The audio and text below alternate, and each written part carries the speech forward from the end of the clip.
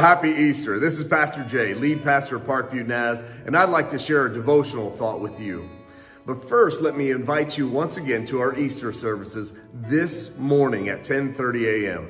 I hope to see you there.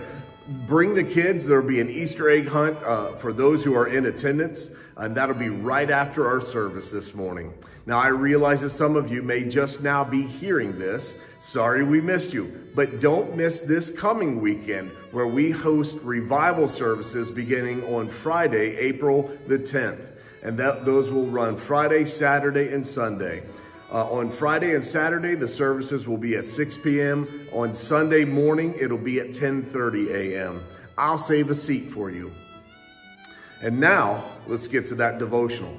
Now, I'd encourage you to read the entirety of these passages, Proverbs 8, 1 through 21, and Matthew 28, the first 10 verses, 1 through 10. But allow me to share a snippet from these. From Proverbs 8, does not wisdom call out? Does not understanding raise her voice?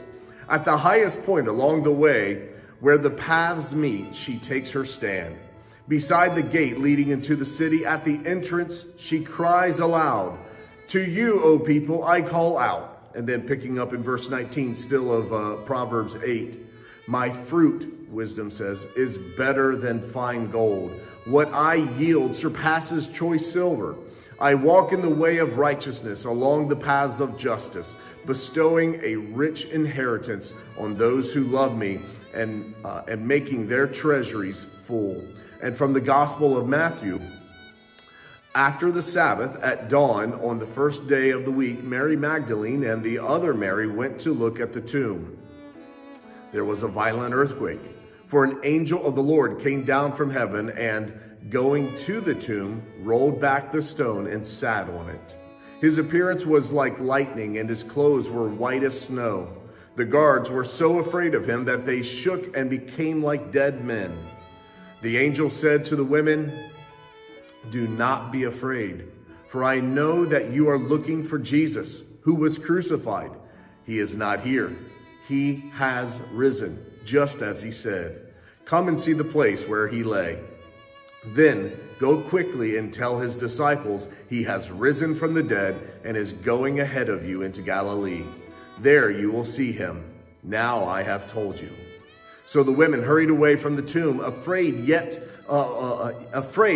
filled with joy, and ran to tell his disciples. Suddenly Jesus met them. "Greetings," he said. They came to him, clasped his feet, and worshiped him. Then Jesus said to them, "Do not be afraid. Go and tell my brothers to go to Galilee. There they will see me." On that first Easter Sunday at dawn, some women who followed Jesus came to the tomb carrying grief, spices, and questions. What they found, however, was an empty grave, a large stone rolled away, and a message that changed everything. He is not here. He has risen. Fear and joy collided in their hearts as they ran to tell the disciples. And on the way, they met Jesus himself. The risen Christ met them in their obedience. Easter reminds us that resurrection isn't just an event to remember. It's a reality to receive. In Proverbs 8, wisdom calls out in the streets, offering something better than silver or gold. My fruit is better than fine gold. I bestow wealth on those who love me, the text said. This is not worldly wealth. It's the richness of life with God, righteousness, friendship, and family in the church, and eternal inheritance. In the resurrection of Jesus, that wisdom takes on flesh and victory. What Proverbs promises, Easter fulfills. Christ is the wisdom of God, calling to us not from the city gates, but from an empty tomb. He offers new life that death cannot steal, hope that suffering cannot silence, and joy that fear cannot overcome. Like the women, we too are invited to respond. Note the segments of their journey.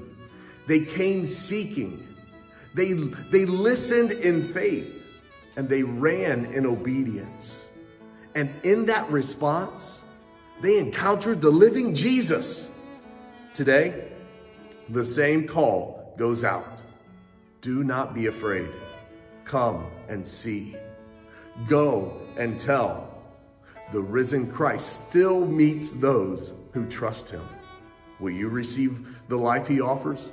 Will you walk in his obedience, which is better than anything that this world can give? It was great to be with you. Hope to see you soon. My sin.